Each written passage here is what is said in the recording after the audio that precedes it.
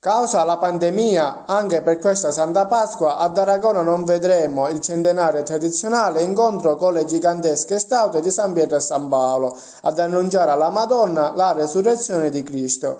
Gli aragonesi, oltre a portare a tavola il tradizionale tagano, potranno ammirare il presepe pasquale realizzato in via Nazareno dal giovane artista Carmelo Sciortino, che siamo andati a trovare nella sua casa di via Nazareno. Questo presepe pasquale è frutto di un'idea che ho avuto negli anni precedenti nel rappresentare appunto attraverso un presepe vero e proprio la passione, la morte e la resurrezione di Cristo. Il presepe pasquale è una tradizione che nasce già nel Settecento negli altri paesi come la Germania e in Olanda e si sviluppa poi anche in Spagna e qui in Italia. Purtroppo questa tradizione si è persa nel tempo, ma noi presepisti cerchiamo di riportarla di nuovo in auge e ogni anno durante il periodo appunto della settimana santa o durante la Quaresima mettiamo in scena attraverso la forma del presepe proprio gli ultimi momenti della vita. Il presepe pasquale è formato da 12 scene.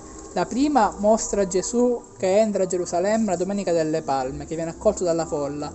La seconda c'è Gesù nel cenacolo durante l'ultima cena.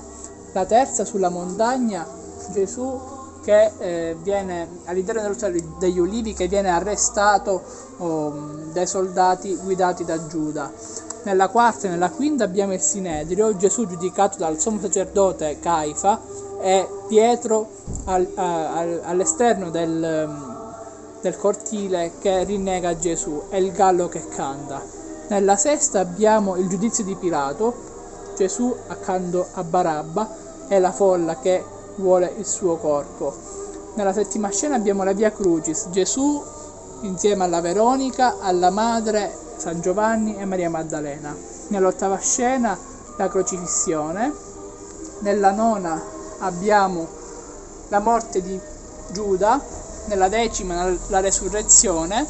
Nell'undicesima il sepolcro vuoto e come finale la dodicesima scena rappresenta Gesù lungo la strada di Emmaus dopo la resurrezione. Con questa ultima scena io vi auguro una serena Pasqua e vi invito a visitare il presepe che sarà aperto fino al 5 aprile.